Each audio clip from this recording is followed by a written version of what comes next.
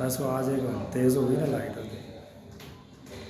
हौली हौली तेज होना जिन्हें जिन्हें धुआं लगना।